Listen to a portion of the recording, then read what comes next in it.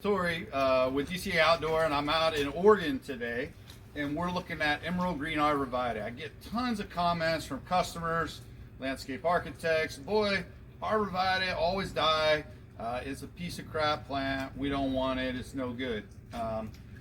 There are variances between the different species, but I think a big reason why we see Arborvitae die all the time is because not all Arborvitae are created equal. We got these three different specimens here.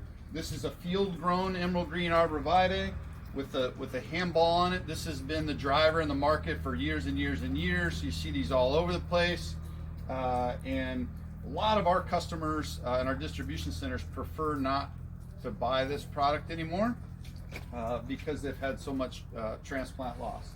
This is what you see often in a chain store. Hey boy, well, let's get a 7-gallon Emerald Green Arborvitae. Get it as tall as we can possibly get it in this 7-gallon pot. This is pretty common in today's world, especially in a retail setting. And then this is our packaged Arborvitae. So we are doing all kinds of evergreens here in Oregon. I've done some videos on spruce and pine liners. We do the same thing with arbs, junipers, every kind of evergreen. We'll grow it in a little fabric liner package is what we call it. And then we'll shift it up into the larger PlantRight package. This happens to be a 20-gallon. This plant's not quite up to grade yet. In a 20, it's a 6 to 7, 15, 5 to 6, and a 10, a 4 to 5. But you can see a lot different volume between these different containers, and this container has some root pruning mechanisms to it also. So if we slide over, we've taken the liberty of deconstructing some of these plants. We took matching plants as the ones that I was just looking at. Here's the root system of the handball. You can see very little fibrous root, really small amount of root system, especially when you compare it to the top of the tree.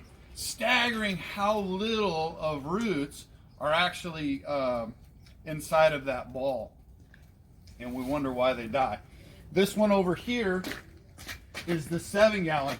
So we had the pressure washer on this, one of our guys here, for hours and hours, and he couldn't even, I say hours and hours, this is probably, what, 10 minutes, Don? Probably. We do about 10 minutes.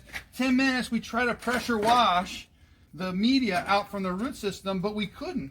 This big plant in the little pot, the roots get tangled and round and round and round and round, and they're fused together. This has very little water holding capacity. So a lot of times this plant will dry out, or the root system, because it was so tangled and mangled inside of that little pot, won't get out. What's interesting, when you look at the 20-gallon, when you power wash it out, it doesn't look like it's near the mass of roots, but they were there. You can see how they were stretched out.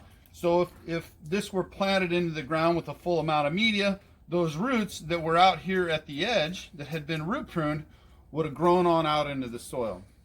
So whether you're talking about Emerald Green Arborvitae or Hetz Wintergreen or Green Giant or Spartan Juniper, White Pine, Blue Spruce, all of these conifers we have in production in this system now. We have frankly hundreds of thousands of evergreens that we're pulling through the system. So look for, in 2021, I guess now, lots of evergreens coming online at Rio Verde Plantas in Oregon, a DCA-run organization. Really, really excited about these innovations. I think that we're going to solve the livability problem with evergreens.